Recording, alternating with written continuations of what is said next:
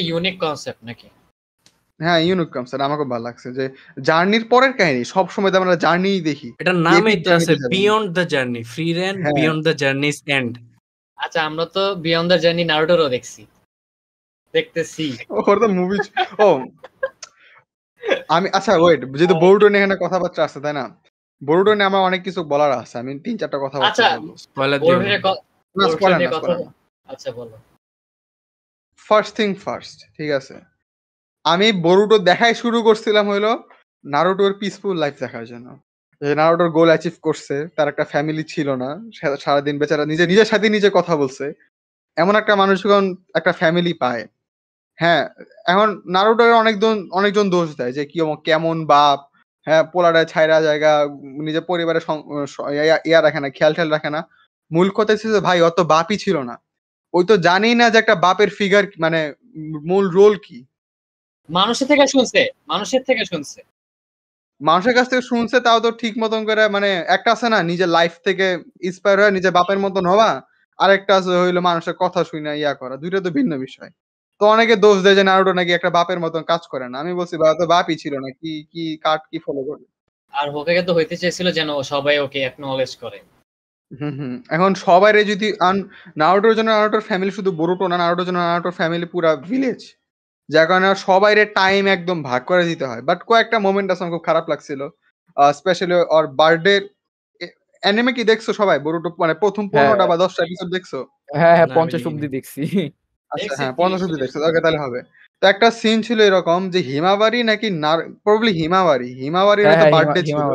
হিমাবারির বার্থডের দিনে নারুটো তার শ্যাডো ক্লোন পাঠিয়ে দিছিল। ওই জায়গাটা আমার খারাপ লাগছিল যে ভাই শ্যাডো ক্লোনটা অফিসে রাইখা জাস্ট বার্থডেটা নিজের মেয়ের বার্থডের জন্য একটু 10 মিনিট সময় দেওয়া যেত। ওই জায়গাটা আমার খুব খারাপ লাগছে। আচ্ছা আমার একটা কোশ্চেন আছে, আদৌ কি হিমাবারি হবে? কারণ ওটা না ছিল শিনচানের মধ্যে শিনচানের বোন।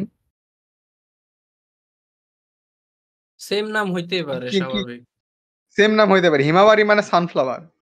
হ্যাঁ না তার মানে ওই নামই তো, নাহলে পরে পচানি খাওয়া। না হিমাবারি আমি তো বলছি আমি তো নারুটো দেখি না, তারপর আমিও জানি হিমাবারি। আরে জামা মাঝে তো সূর্যমুখী ছবি থাকে। আমার একটা পয়েন্ট আছে, সেটা হচ্ছে হিমাবারি ওটা কুভার্স ভাই বলছে হিমাবারি।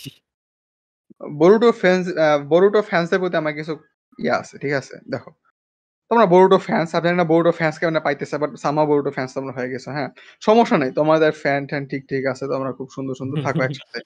তোমরা ওয়ান পিসের সাথে নারুটোর কম্পেয়ার করতে পারো, ঠিক আছে? ফেয়ার এনাফ, ভালো স্টোরি ছিল, ভালো সবকিছু ছিল, ফেয়ার কম্পেয়ার করতে পারো, আই হ্যাভ নো ইস্যুস। বোরুটোর সাথে কেরা ওয়ান পিসে ইয়া করে কম্পারিজন করে, আমি এই জিনিসটা বুঝি না। অনেকে বলে না সিরিয়াসলি, আরে অনেকে বলে যে অ্যানিমে গডসের মধ্যে সবচেয়ে স্ট্রংগেস্ট সোয়ার্ডম্যান আসলে বরুটো, জোরোরে পুরো একদম শুইয়া দিবে। আমি বলছি ভাই what is happening at this point? আমরা কার সাথে কি কম্পেয়ার করতেছি? মানে তুমি মাত্র যেটা বললা যে অরিজিনাল স্টোরির পরের আফটার লাইফের কাহিনী না বরুটো, তাই না?